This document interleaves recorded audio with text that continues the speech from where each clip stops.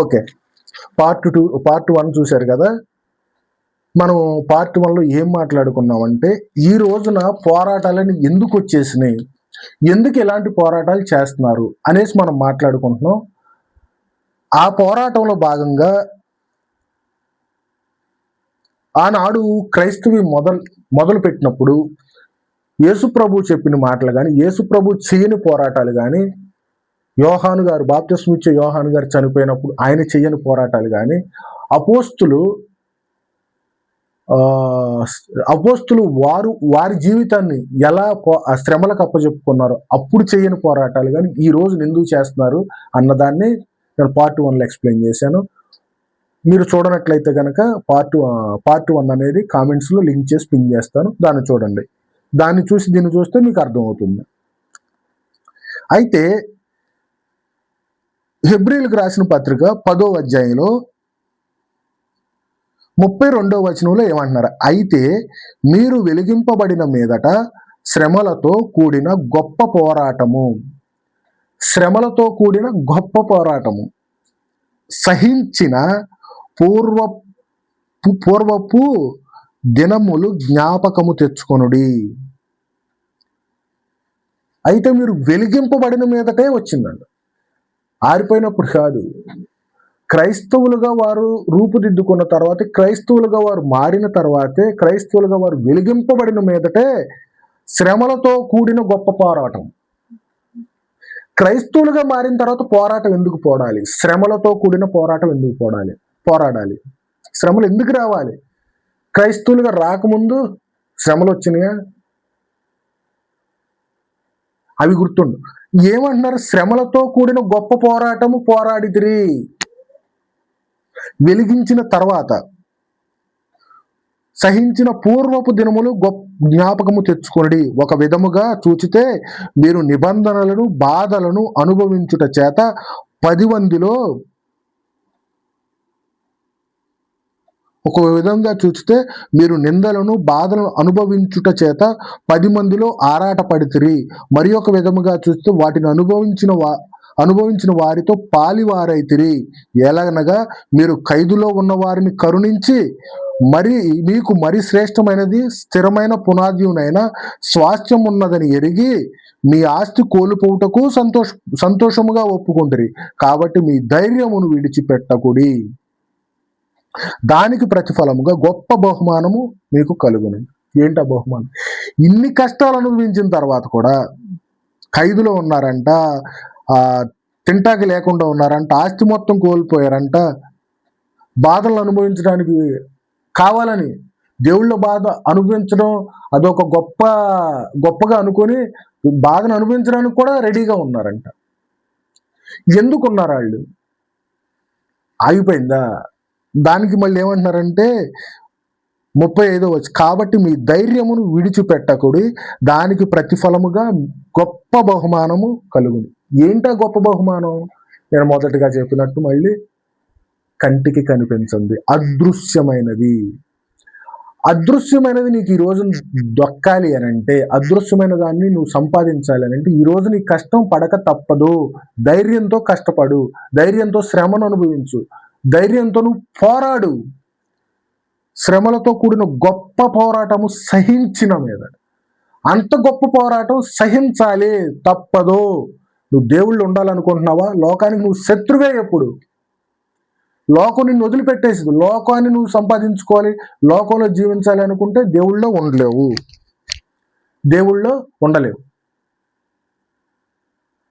కాబట్టి ఈ శ్రమలన్నింటిలో కూడా సహించి పోరాటం చేయమని ఇక్కడ పౌలు గారు చెప్తుంటే, మనం ఏం చేస్తున్నాం? ఇప్పుడు ఈ రోజున క్రైస్తవం ఏం చేస్తున్నాం? అక్కడ బాధలు వస్తున్నాయి, ఇక్కడ బాధలు వస్తాయి, రండి పోరాడదాం, రండి నాతో పాటు రండి, మనం పాదయాత్ర చేద్దాం, ఆ యాత్ర చేద్దాం, గొప్పగా చేద్దాము, కోర్టులకు వెళ్దాం, పోలీసులకు వెళ్దాం.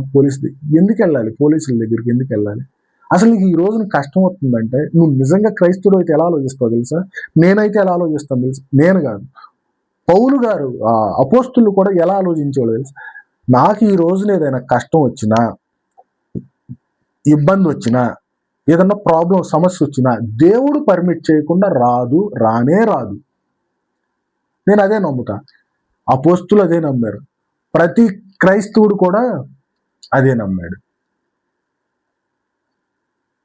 కానీ ఈ రోజున ఎందుకని అలాంటి ఆలోచన అనేది పోయింది?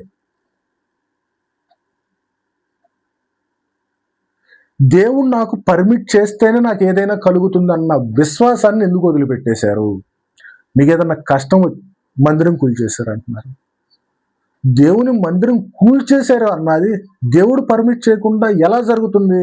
అసలు దేవుడు పర్మిట్ చేయకుండా జరిగిద్దని నువ్వు అనుకుంటున్నావా? నీ జీవితంలో నువ్వు దేవుడికి నిజంగా నిన్ను నువ్వు సమర్పించుకున్నప్పుడు, నా జీవితంలో ఏది క్రైస్తవుడి లక్షణం ఏంటి, క్రైస్తవు యొక్క విశ్వాసం ఏంటి, భౌతికంగా ఎన్ని కష్టాలు వచ్చినా ఏదొచ్చినా ఏ సమయంలో ఏది ఇస్తాడో ఏది జరిగిస్తాడో అంతా దేవుడు చెప్తాం. రేపొద్దున్న నేను బ్రతకాలా లేదంటే ఇంకేది అవ్వాలా, రేపొద్దున్న నాకు ఇంకెక్కడికన్నా వెళ్ళాలా వద్దా అన్నీ డిసైడ్ చేసేది యేసు ప్రభు. చిత్తం లేకుండా జరగదు. ఆయన చిత్తం అంతే. ఇంకా ఆయన పర్మిట్ చేయకుండా నీకే కష్టం రాదు. నువ్వు జీవించే జీవితంలో నిజాయితీ ఉందా? దేవుని వాక్యానుసారంగా జీవిస్తున్నావా? యేసుక్రీస్తు ఆజ్ఞానుసారంగా జీవిస్తున్నావా లేదా అన్నదే పాయింట్ ఇక్కడ. నువ్వు ఆయన వాక్యానుసారంగా జీవించినప్పుడు కష్టం ఏదొచ్చినా నువ్వు భయపడవు. వచ్చిందనుకో ఏమంటావు? దేవుడే ఇచ్చాడు, ఆయన చెప్తాం అంటావు. అంటే అలాంటి ఒక మైండ్ సెట్ని ఈ రోజున క్రైస్తవం ఎందుకు కోల్పోయింది? అసలు ఆ విధంగా ఎందుకు ఆలోచించలేకపోతున్నారు? కష్టం వచ్చిందనుకో, శ్రమ వచ్చిందనుకో, నువ్వు పోరాడాల్సింది దేవుడితో పోరాడు. ప్రభువా నీ చిత్తం ఎలా జరిగిస్తావు ఆనందించు. నీకొచ్చే కష్టాన్ని బట్టి ఆనందించు, హింసను బట్టి ఆనందించు, దేవుళ్ళు ఆనందించు. అంతేగాని ఈ పోరాటాలు చేయడం ఏంటి? ఆ పోరాటాలు చేసే దేవుడు ఏమన్నాడు? ప్రేమించమన్నాడు, ప్రేమతో సమాధానం చెప్పమన్నాడు. నువ్వు చేసేది ఏంటి? పోరాటాలు ఏంటి? వాళ్ళ మీదకి వాళ్ళు ఏదో చేస్తున్నారు, వీళ్ళు ఏదో చేసేస్తున్నారు, నువ్వు అంతంతా ఎందుకు రియాక్షన్ వస్తుంది ఈ క్రైస్తవంలో? నువ్వు అడగాల్సింది దేవుడితో మాట్లాడాలి, దేవుని బిడ్డగా మాట్లాడి, దేవుని వాక్యంతో మాట్లాడాలి, లేఖనానుసారంగా మాట్లాడాలి. క్రైస్తవులకు ఈ రోజున కష్టాలు కొత్తవి కాదు, ఈ రోజున స్టార్ట్ అయిన హింసలు కాదు. అపోస్తులు ఆ రోజున చేసింది ఏంటంటే గాస్పెల్ పర్సిక్యూషన్. ఏం చేశారు? పర్సిక్యూషన్, హింస. వాళ్ళు చేసిన సువార్త అంతా పర్సిక్యూషన్ గాస్పెల్ చేశారు. కానీ ఈరోజు మనం చేస్తుంది, ఈరోజు ఏం చేస్తున్నాం? మనం చేసే సువార్తలో పర్సిక్యూషన్ అనుభవించలేకపోతున్నాం, పర్సిక్యూషన్ తట్టుకోలేకపోతున్నావు. నువ్వేం కావాలనుకున్నావు? ప్రాస్పెరిటీ, బ్లెస్సింగ్స్, దీవెనలు, డబ్బు, సంతోషాలు, ఇవి కావాలి. ప్రాస్పెరిటీ గాస్పెల్ కాదు వాళ్ళు చేసింది. క్రైస్తవులు ఉన్నది ఎప్పుడు కూడా పర్సిక్యూషనే, అణిచివేయబడ్డమే, హింసలు, కష్టాలు, ఇబ్బందులు, శ్రమలు కొత్తవి కాదు. క్రైస్తవులు ఉన్నదే శ్రమలు, క్రైస్తవులు ఉన్నదే పర్సిక్యూషన్. ఈ రోజున ప్రాస్పెరిటీ అనేది వెలుగులోకి తీసుకొచ్చేసి పర్సిక్యూషన్ పక్కన పెట్టేశారు. పర్సిక్యూషన్ మంద కాదు అనేసి పెట్టేశారు. ఒక నిజమైన క్రైస్తవుడు ఎప్పుడు కూడా దేవుళ్ళో ఉన్నప్పుడు తనకు వచ్చేది పర్సిక్యూషన్ మాత్రమే, ప్రాస్పెరిటీ కాదు. ప్రాస్పెరిటీ గురించి నువ్వు ఆలోచించవు అసలు. దేవుడి చిత్తం అది. దేవుడు నీకు ఏ సమయంలో ఏది ఇవ్వాలో అది ఇస్తాడు. నువ్వు చేయాల్సిందల్లా ఆయన వాక్యానుసారంగా జీవించుకుంటూ వెళ్ళిపోతావు. ఇంకా దేవుని యొక్క వాక్యం చూస్తే 11వ అధ్యాయం, అదే హెబ్రీలకు రాసిన పత్రిక 11వ అధ్యాయం 35వ వచనంలో,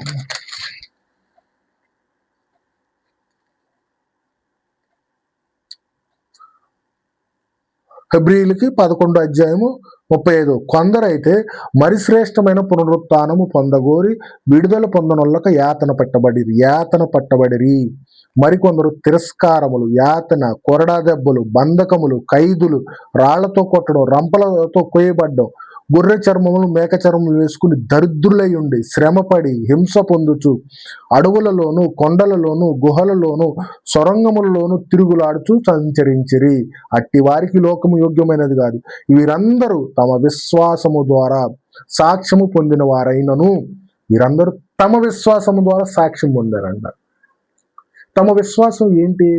ఈ లోకంలో నేను యాతన పెట్టబడిన, ఈ లోకంలో రంపాలతో కొయ్యబడిన, ఈ లోకంలో రాళ్లతో కొట్టిన, ఈ లోకంలో శోధించిన గాని, బంధించిన గాని, హింసించిన గాని, శ్రమల్లో పెట్టినా గాని, అడవుల్లోకి వచ్చేసేసి మమ్మల్ని చంపినా గాని మా విశ్వాసం ఒకటే, మా నిరీక్షణ ఒకటే, మా మరణానంతరం మా దేవుని దగ్గర నిత్య రాజ్యం అనుభవించడానికి మేము ఇష్టలమై ఉన్నాం అనే ఒక గొప్ప విశ్వాసంతో, దృఢమైన నిరీక్షణతో ఉన్నారు వాళ్ళు. అలాంటి విశ్వాసం అనేది మనకు ఎందుకు లేదు ఈ రోజున? ఎన్ని కష్టాలు వస్తున్నాయా? అడవుల్లో తీసుకెళ్తున్నారు, రాళ్లతో రోడ్ల మీద కొట్టేస్తున్నారా మనల్ని? కొరడా దెబ్బలు కొట్టేస్తున్నారా? ఖడ్గముతో చంపేస్తున్నారా? కొండల్లోకి, గుహల్లోకి, సొరంగాల్లోకి అన్నిటికీ పారిపోతున్నారా? ఈ లోకంలో జీవించలేక అడవుల్లోకి వెళ్ళిపోయి ఇక్కడ శ్రమలు అనేవి తట్టుకోలేక అడవుల్లోకి పారిపోయి ఉంటున్నారా? కొండల్లో, గుహల్లో, సొరంగాల్లో దాక్కుంటున్నారు వెళ్ళి. అలాంటి కష్టం లేదు కదా. ఎందుకని కంప్లీట్గా క్రైస్తవ్యాన్ని వక్రీకరిస్తున్నారు? ఈ నిజం మీరు తెలుసుకోవాలి, ఆలోచించాలి. ఎందుకని ఈ విధంగా మార్చేశారు క్రైస్తవ్యాన్ని? ఇదే క్రైస్తవులో ఆల్రెడీ ఇప్పుడు కంప్లీట్గా కొలాప్స్ అయిపోయింది. అసలు క్రైస్తవం అనేది నిజంగా ఏంటి అని అంటే చాలా తక్కువ మంది ఉన్నారు వాక్యానుసారంగా కానీ, లేఖనానుసారంగా కానీ జీవించడం కానీ, చెప్పడం కానీ, చెప్పిన దాన్ని వినేవాళ్ళు కానీ చాలా తక్కువ మంది అయిపోయారు. అంటే ఇలాగే కంటిన్యూ అయితే ఇంకా క్రైస్తవం అంటే ఏది, ఎక్కడ? నీ బిడ్డలకి ఏమి నేర్పిస్తావు నువ్వు? నీ బిడ్డలకు కూడా ఇది నేర్చుకున్నావు, ఈ విధంగా నువ్వు ఆలోచిస్తున్నావు. అదే మైండ్ సెట్ని నువ్వు పోరాడుతున్నావు. నీ పోరాటం తర్వాత నీ బిడ్డలు చూస్తారు, నీ బిడ్డలు కూడా అదే పోరాడతారు. కానీ దేవుడు చెప్పినట్టుగా హింస పొందడానికి, బాధ పెట్టడానికి, నువ్వు పొందిన బాధ వల్ల దేవునికే మహిమ కలగాలని పౌలు గారు చెప్పినట్టు అదృశ్యమైన వాటిని నిదానించి చూస్తున్నావు అన్నట్టు. అదృశ్యమైనది ఎక్కడుంది, ఎప్పుడుంది, ఎలా ఉంది అనే ఆలోచన నీకు లేదు, నీ బిడ్డలకే ఉండదు. ఏమైపోతుంది? క్రైస్తవం మరుగున పడిపోతుంది. అసలైన క్రైస్తవం పోయి నకిలీ క్రైస్తవం అనేది ఈ రోజున ఏలుబడి చేస్తుంది ప్రపంచంలో. నకిలీ క్రైస్తవులు ఎక్కువైపోయారు. క్రైస్తవులు అని పేరు చెప్పుకుంటున్నారు, నకిలీగా చెప్తున్నారు. చెప్పే వాళ్ళ వైపే మనుషులు కూడా వెళ్తున్నారు. చెప్పేవాళ్ళు నకిలీ, వినేవాళ్ళు నకిలీ, కంప్లీట్గా క్రైస్తవ్యాన్ని నకిలీ చేసేస్తున్నారు. కానీ దీన్ని మాత్రం నకిలీ చేయలేరు.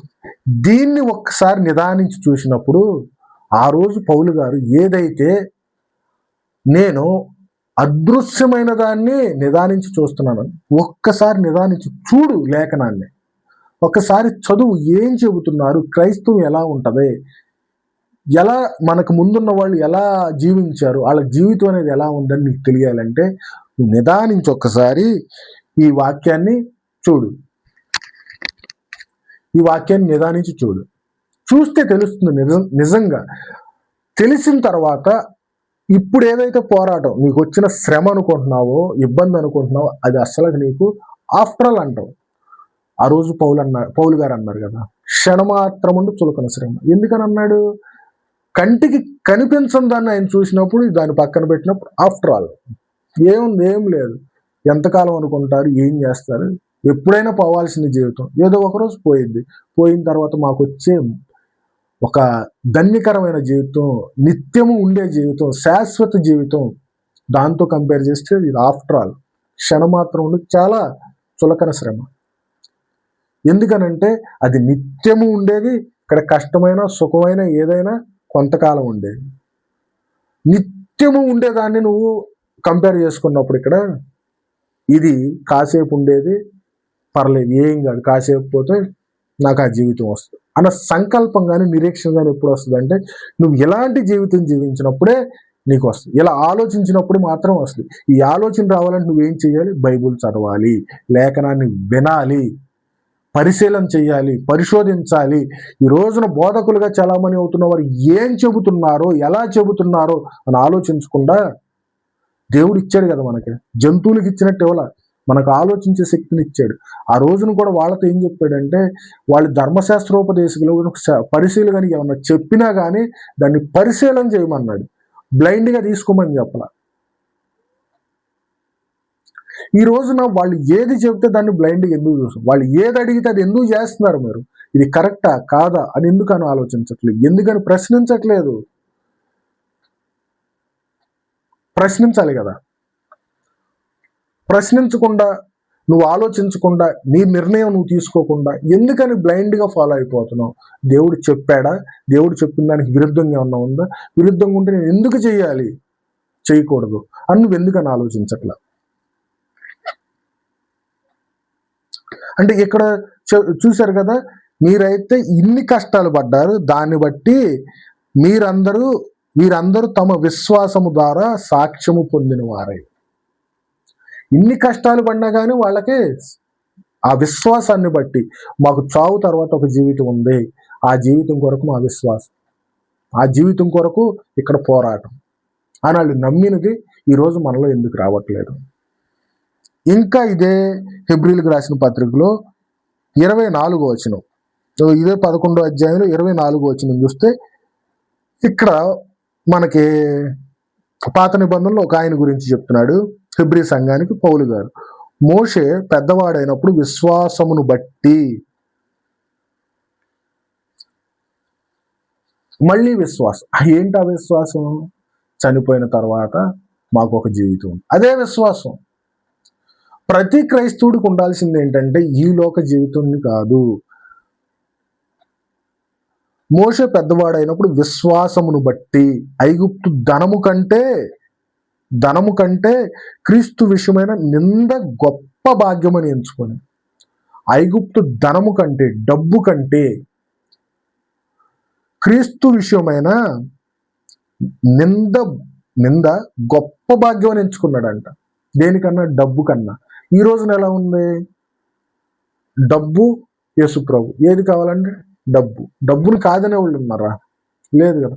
ఆ డబ్బు కోసం ఈ పోరాటాలన్నీ, ఆ డబ్బు కోసమే ఈ క్రైస్తవ్యాన్ని అంతా మరుగును పెట్టేసేసి అందరినీ జోకర్లు చేస్తూ ఈ పోరాటాలన్నీ చేస్తున్నారు. పోరాటాలు చేసి ఏం సాధిస్తారండి? ఏం చేస్తారు వీళ్ళు? పోరాటాలు చేస్తున్నాం అంటారు, దానివైపు ఎంతసేపు ఆ పోరాటాలు అక్కడ పడిపోయినాయి, ఇక్కడ పడిపోయినాయి, అది ఇదనని ఏదేదో చెప్తున్నారు. అసలు ఏం చేస్తారు? పోరాటం చేసి ఏది సంపాదిస్తారు? ఏం చేస్తారు అసలు? అసలు ఈ లోకంలో వచ్చే శ్రమను బట్టి నువ్వు పోరాడేవాడు అయితే నువ్వు క్రైస్తవుడు ఎందుకున్నావు? క్రైస్తవుడు దేవుని వదిలిపెట్టే నువ్వు క్రైస్తవుడుగా పిలువబడ్డావు. క్రైస్తవుడు ఉండడానికి అర్హత లేదు నీకు. ఈ లోకంలో వచ్చే శ్రమను బట్టి నువ్వు పోరాటం ఇక్కడ చేయాలనుకుంటే నువ్వు క్రైస్తవుడిగా ఉండడానికి వీలు లేదు.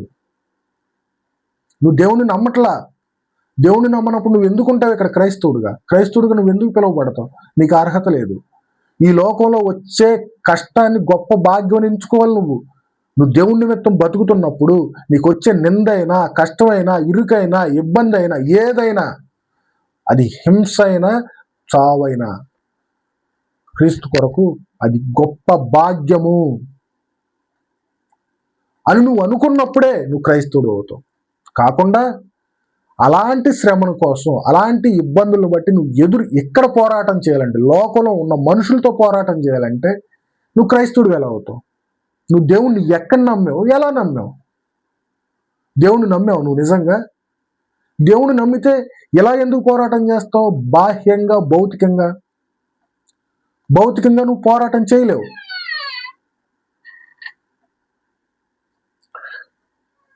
ఏం చెప్తున్నాడు? మోషే పెద్దవాడైనప్పుడు విశ్వాసమును బట్టి ఐగుప్తు ధనము కంటే క్రీస్తు విషయమైన నింద గొప్ప భాగ్యం అని ఎంచుకున్నాడంట. చూడండి, అసలు ఆ నింద అంటే అవమానం అనేది గొప్ప భాగ్యం ఎంచుకుంటావు ఏంటి? ఈ రోజునేదో నీకు ఇబ్బంది ఏదో ఒక మాట వస్తే దాన్ని బట్టి పోరాటాలు చేయడం ఏంటి? గొప్ప భాగ్యం ఎంచుకుని అల్పకాలము పాపభోగము అనుభవించుట కంటే, చూడండి, అల్పకాలము పాప భోగము అనుభవించుట కంటే దేవుని ప్రజలతో శ్రమ అనుభవించుట మేలని యోచించి. ఇక్కడ ఆగండి. దేవుని ప్రజలతో శ్రమ అసలుకి దీనికి కొంచెం విడదీసి మాట్లాడుకుంటే, దేవుని ప్రజలతో శ్రమ అంటే దేవుని ప్రజలైనప్పుడు శ్రమ ఎందుకు వస్తుంది? అర్థమవుతుంది ఇక్కడ. ఏమన్నాడు? దేవుని ప్రజలతో శ్రమ అంటే దేవుని ప్రజలైనప్పుడు వీళ్ళు దేవుని ప్రజలైనప్పుడు ఈ ప్రజల దగ్గర దేవుడు అండర్లో ఉన్నప్పుడు వీళ్ళకి శ్రమ అనేది ఎందుకు వస్తుంది? నీ ప్రకారంగా రాకూడదు కదా, నీ ఆలోచన ప్రకారంగా దేవుని ప్రజలకి కష్టం రాకూడదు కదా. నువ్వు చేసే ఈ పోరాటాన్ని బట్టి, పోరాటం యొక్క ఇంటెన్షన్లో నువ్వు చెబుతున్న మాటలను బట్టి శ్రమ రాకూడదు కదా. ఎందుకని శ్రమ వస్తుంది? ఎందుకని దేవుని ప్రజలుగా దేవుని అండర్లో ఉన్న ఈ ప్రజలకి శ్రమ అనేది వస్తుంది? మళ్ళీ ఆ శ్రమ అనుభవించుట మేలని మోషే అనుకున్నాడంట. అంటే దేవుని ప్రజలకు శ్రమ వస్తుంది అని అంటే ఆ శ్రమ పడేవాళ్ళు దేవుని బిడ్డలైతే ఆ దేవుని బిడ్డల కోసం వెళ్ళిన మోషే ఏమంటున్నాడు? అల్పకాల పాప భోగము అనుభవించుట కంటే, నువ్వు ఇక్కడ ఈ లోకంలో ఎంత భోగంగా జీవించినా, నువ్వు ఎంత డబ్బుండి నువ్వు ఎలా జీవించినా ఆనందం కానీ చేసే ఒక డబ్బు ఎక్కువైనప్పుడు చేసి ఏం చేస్తానండి? భోగాలే చేసేది. డబ్బు ఎక్కువైపోయినప్పుడు నువ్వు చేసి అన్ని కూడా లేనిపోయిన కొత్త కొత్త అలవాట్లు అన్నీ వచ్చేస్తూ ఉంటాయి. ఇక్కడ నీకు డబ్బు ఎక్కువ అయిపోయిందంటే ఐగుప్తు ధనము కంటే, చూడండి మళ్ళీ ఇంకొకసారి, ఐగుప్తు ధనము కంటే క్రీస్తు విషయమైన నింద గొప్ప భాగ్యం ఎంచుకొని, ఐగుప్తు ధనము కంటే క్రీస్తు విషయమైన నింద గొప్ప భాగ్యం నుంచి అల్పకాల పాప భోగం అనుభవించడం కంటే, ధనము ఉన్నప్పుడు నీకు పాపం వస్తుందని చెప్తున్నాడు. ధనం ఎక్కువైపోయినప్పుడు పాపం వస్తుంది. పాపం ఏంటంటే అల్పకాలం ఉండేది. పాపము అల్పకాలము, కొంతకాలము. అల్పకాలం అంటే ఏంటి? భౌతికంగా నువ్వు జీవించినంత కాలం ఉంటుందేమో.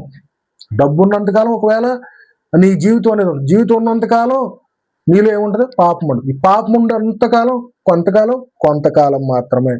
ఈ కొంతకాలం మటుకు మాత్రం జీవితం కాదు, నాకు నిత్య జీవితం కాదు. ఇప్పుడు వరకు నేను చెప్పిన ప్రతి చోట కూడా వీళ్ళ విశ్వాసం ఏంటి? ఈయన విశ్వాసం ఏంటి? మోషే పెద్దవాడైన విశ్వాసమును బట్టి వీళ్ళ విశ్వాసం ఏంటి? మాకు ఈ రోజున వచ్చే కష్టం కాదు, దేవుని యొక్క రాజ్యం, ఒకానొక రోజున మాకు దేవుని యొక్క రాజ్యం కావాలి, ఆయన రాజ్యం అనుభవించితే మాకు మేలు అనేది వాళ్ళ విశ్వాసం అయినప్పుడు, ఆ విశ్వాసం వైపు చూడకుండా, అలాంటి విశ్వాసం మనలో లేకుండా ఎందుకని ఇక్కడ పోరాటాలు? అల్పకాలము పాపభోగము అనుభవించుట కంటే దేవుని ప్రజలతో శ్రమ అనుభవించుటం మేలని యోచించి. దేవుని ప్రజలకు శ్రమ ఉండడమే కష్టం అనుకుంటే మనకు విచిత్రం అయితే, ఇక్కడ కాదు. ఈ రోజున్న ప్రజలకి, ఈ రోజులు క్రైస్తవులుగా పిలువబడుతున్న ప్రజలకి దేవుని ప్రజలతో శ్రమ ఉండటం ఏంటండి బాబు? దేవుని ప్రజలకు శ్రమ ఉంటుందా? ఉండకూడదు కదా. మిమ్మును బట్టి, మీ ఆలోచన బట్టి శ్రమ ఉండకూడదు కదా. కానీ ఎందుకు ఉంటుంది ఈరోజు శ్రమ అనేది? ఎందుకు ఉంటుంది? అలాంటి శ్రమను బట్టి మోషే ఏమంటున్నాడు? ఆ శ్రమను అనుభవించుట మేలు అని యోచించాడంట. దేవుని ప్రజలతో శ్రమ, మూడింటిని మూడు చేస్తే దేవుని ప్రజలేంటి, శ్రమ ఏంటి? నీ ప్రకారం ఇది తప్పు కదా. ఈ డిక్షనరీలో ఈ వర్డ్ తీసేయాలి. మీ డిక్షనరీలో ఈ వర్డ్ ఉండదు. దేవుని ప్రజలతో శ్రమ అనే మాట తప్పు కదా. దేవుని ప్రజలకు శ్రమ ఏంటి? ఉండకూడదు. దేవుని ప్రజలకు శ్రమ రాదా? వస్తుందిగా మరి. ఎక్కడ అంటే ఎక్కడ తప్పు జరుగుతుంది? వాళ్ళు తప్పు చేశారా? మనం ఇక్కడ తప్పులోకి వెళ్ళిపోదాం. దేవుని ప్రజలతో శ్రమ అనుభవించుట మేలని మోషే యోచించాడంట. అంటే దేవుని ప్రజలతో శ్రమ అనుభవించడం మేలని ఆయన యోచించినప్పుడు దేన్ని బట్టి? ఒకటే, విశ్వాసమును బట్టి. చూస్తే 24 మోషే పెద్దవాడైనప్పుడు విశ్వాసమును బట్టి. ఏంటా విశ్వాసం? నేను చనిపోయిన తర్వాత నా జీవితం ఒకటే, అంతిమ లక్ష్యం ఇశ్రాయేలుని చేర్చడం. ఇక్కడ మన లక్ష్యం, ఆయన మోషే గారి లక్ష్యం ఏంటంటే అక్కడ బందీలుగా ఉన్న జనాన్ని, ఇశ్రాయేలు జనాంగాన్ని తీసుకెళ్ళాలి. నాయకుడిగా ఉండి ఇశ్రాయేలు పట్టణాన్ని చేర్చాలి. ఇక్కడ నీ లక్ష్యం, నా లక్ష్యం ఏంటి? యేసుప్రభు వచ్చాడు కదా. యేసుప్రభు వచ్చి ఏం చెప్పాడు? నీకు ఇష్టమైనది చెయ్యి, ఇష్టమైనట్టు జీవించు, నీ జీవించిన జీవితాన్ని బట్టి నీకు ఒక తీర్పు ఉంటుందని చెప్పాడు. అంటే ఈ రోజు నీ విశ్వాసం, నా విశ్వాసం, అపోస్తులకున్న విశ్వాసం ఏంటి అని అంటే నిత్య రాజ్యము. క్షణమాత్రముండు చులకన శ్రమను బట్టి అనిత్యములు, కంటికి కనిపించింది అనిత్యములు, కంటికి కనిపించేది అనిత్యములు, కంటికి కనిపించింది అనిత్యములు, నిత్యములు. అంటే కంటికి కనిపించిందే నిత్యం ఉండేదైతే ఈ రోజున కంటికి కనిపించే దాని కొరకు పోరాటాలు ఎందుకు? ఇంత అల్లర్లు ఎందుకు సృష్టిస్తున్నారు? వాళ్ళు సృష్టించవచ్చు కాక వాళ్ళు ఏదైనా చేస్తారు. ఎందుకనంటే వాళ్ళకే నిబంధన లేదు, కమాండ్స్ లేవు, ఇలా జీవించాలి, ఇలాగే వెళ్ళాలనే ఒక కమాండ్స్ అనేవి లేవు.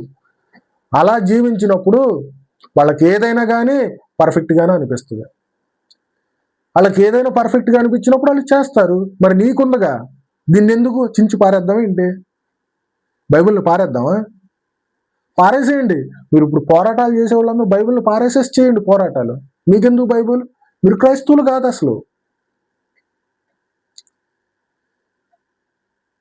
మీరు క్రైస్తవులు కాదు. ఎందుకనంటే ఈ లోకంలో వచ్చే జీవితం అనేది నాకు దేవుడు ఇచ్చాడు, దేవుడిచ్చిన దాన్ని బట్టి నాకు ఏదైనా వస్తుందని నువ్వు విశ్వసించినప్పుడు, దేవుడు నాకు ఈ రోజున కష్టం వచ్చినా, శ్రమ వచ్చినా, పర్సిక్యూషన్ వచ్చినా, ఏదైనా కానీ దేవుడు పర్మిట్ చేసాడు కాబట్టి నాకు వచ్చింది అనే విశ్వాసం నీలో లేనప్పుడు నువ్వు క్రైస్తవుడిగా ఉండడానికి వీలు లేదు. మానేసేయి. అలా ఉండాలి అంటే నువ్వేం చేస్తావు? నీకు లోకంలో ఏ కష్టం వచ్చినా, ఏ ఇబ్బంది వచ్చినా, ఇరుకు వచ్చినా, ఏదొచ్చినా కానీ నువ్వు దేవుడి మీద ఆధారపడాలి. ఈ లోకంలో దేని వైపు చూడకూడదు. అప్పుడు మాత్రమే నువ్వు క్రైస్తవుడిగా ఉండడానికి అర్హుడివి. ఇంకా చూస్తే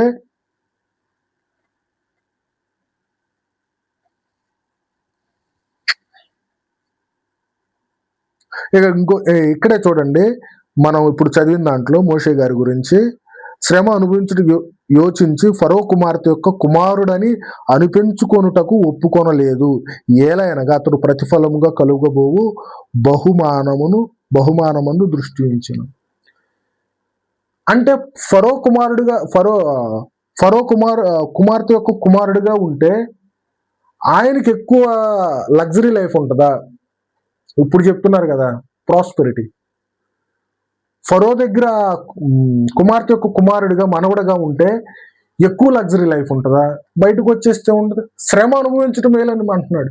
అంటే ఈ రోజున చెప్పే ప్రాస్పెరిటీ కానీ, దేవుళ్ళు కానీ, అద్భుతాలు కానీ, మంచి లగ్జరీ లైఫ్ కానీ అనుభవించటం వేస్ట్ అనేసేసి నాకు కలుగబోవు గొప్ప బహుమానం వైపే దృష్టి ఉంచి, ఆయన కలగబోయే గొప్ప బహుమానం ఏంటి?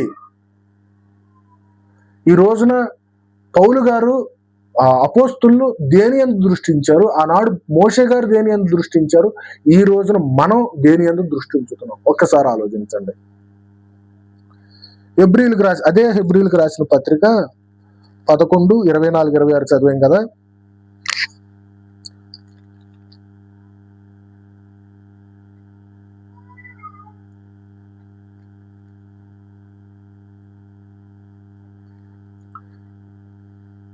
నేను ఇంకోటి చూస్తున్నాను. అదే హెబ్రీలకు రాసిన పత్రిక 12వ అధ్యాయంలో మొదటి నుంచి చదువుతాను, ఇంకా క్లియర్గా ఉంటుంది. ఇంత గొప్ప సాక్షి సమూహము మేఘము వలె. ఇంత గొప్ప సాక్షి సమూహం దానిపైన 11వ అధ్యాయులు ఏం చెప్పాడంటే, మన పితరుల గురించి అందరి గురించి చెప్పి, మేఘము వలె మనల్ని ఆవరించి ఉన్నందున మనము కూడా ప్రతి భారమును సులువుగా చిక్కులు పెట్టు పాపమును విడిచిపెట్టి విశ్వాసమునకు కర్తయు దానిని కొనసాగించు వాడునైన యేసు వైపు చూచుచు మన ఎడల ఉంచబడిన పందెములో, మన ఎదుట ఉంచబడిన పందెములో ఓపికతో పరిగెత్తుదుము. ఆయన తన ఎదుట ఉంచబడిన ఆనందము కొరకై అవమానమును నిర్లక్ష్య పెట్టి సిలువను సహించి దేవుని